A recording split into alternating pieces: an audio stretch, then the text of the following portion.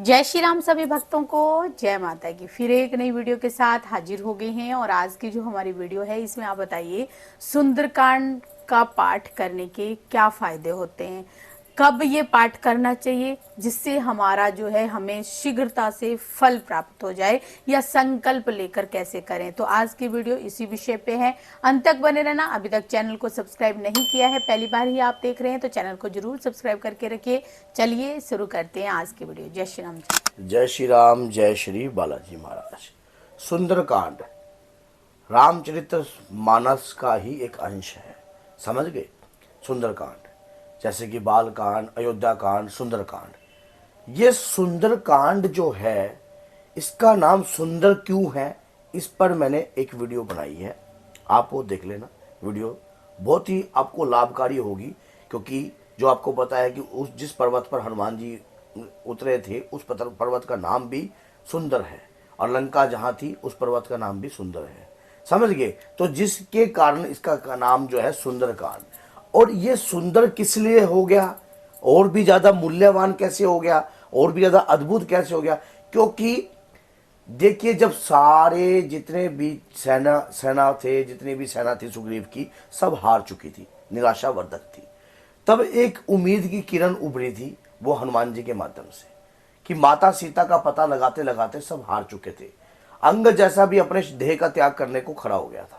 अंगद जैसे ने भी कहा कि मैं अपने देह का त्याग कर दूंगा, क्योंकि मैंने मरना तो यहां भी है और वहां भी है।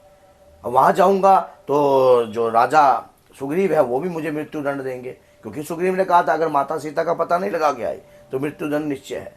और दक्षिण की तरफ जो थे हनुमान जी थे, सुग्रीव थे, जामवंत जी थे, और ये जितने भी गए दक्षिण की तरफ गए, लेकिन सभी जो है खाली हाथ आ गए थे। सिर्फ दक्षिण दिशा से एक उम्मीद थी।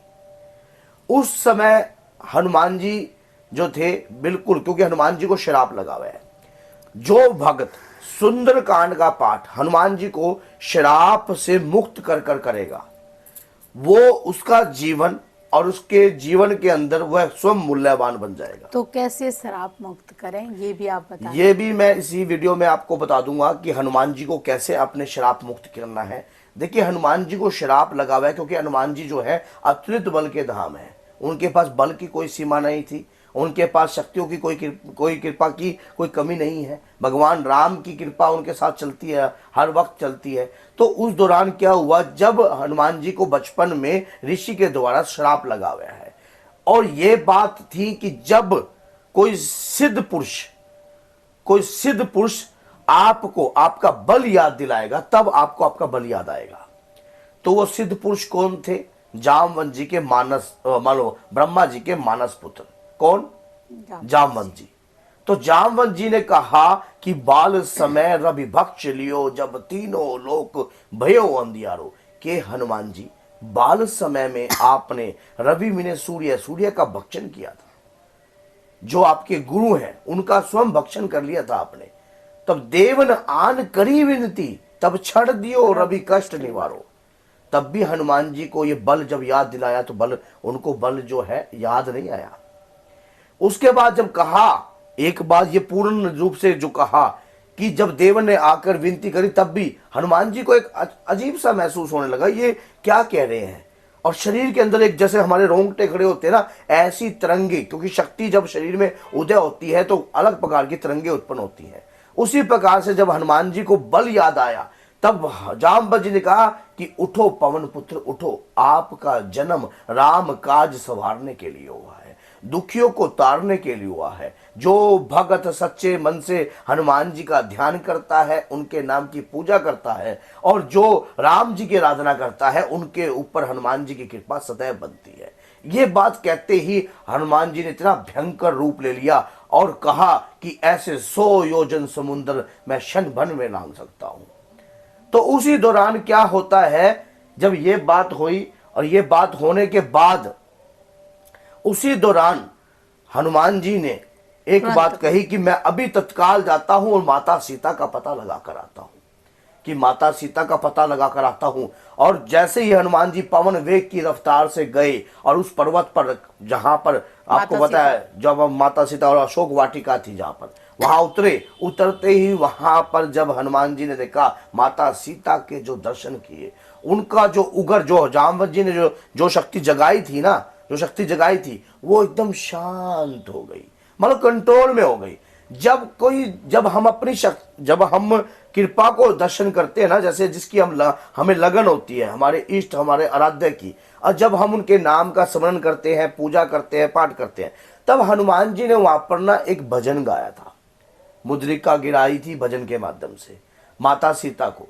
और माता सीता जो है शोक में थी उस समय, और उन्हें सीता शोक विनाशक भी इसीलिए कहा गया है, क्योंकि माता सीता शोक में थी उस समय। बस ये थी, क्योंकि देखो ये लीला है भगवान की।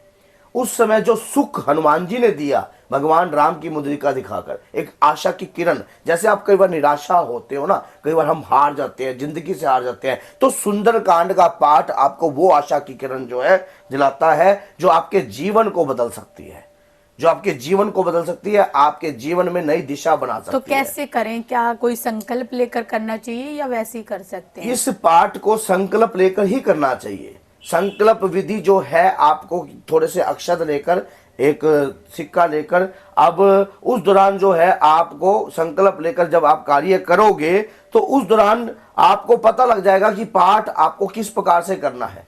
और जब पाठ आप करते हो, अभी ये डिस्टर्बेंस कर रहा है, बार बार काट रहा हूं, फिर भी बार बार कॉल कर रहा है, तो उस दौरान क्या होता है कि जब आप संकल्प लेकर पाठ करते हो, उस समय संकल्प में जो शक्ति का दम होता है, जैसे कि संकल्प की शक्ति, इच्छा दृढ़ शक्ति उत्पन्न होती है, वो सुंदर कांड जब आप करते हो, उससे हनुमान जी का बल याद आता है और आपकी शक्ति जागृत होती है। तो कैसे, मतलब संकल्प लें, क्या विधि होनी चाहिए, या फिर मतलब अब विशेष तरीके से संकल्प में जल का लोटा रखना है, चावल लेने हैं, 1 रुपए का सिक्का रखना है, और मन में धारणा है कि हे बालाजी महाराज, हे हनुमान दादा हनुमान जी, मैं सुंदरकांड का पाठ कर रहा हूं या कर रही हूं, मुझे 11 दिन 21 दिन, आपने लेडीज भी कर सकती हैं 11-21 दिन तक, 41 दिन, और मैं इस तरीके से करूंगा, मान लो ब्रह्मचारी रहकर करूंगा, एक समय का भोजन करूंगा, या जो भी आपका विधि विधान आपके मन में आपको आता है, अखंड ज्योत लगाकर करूंगा,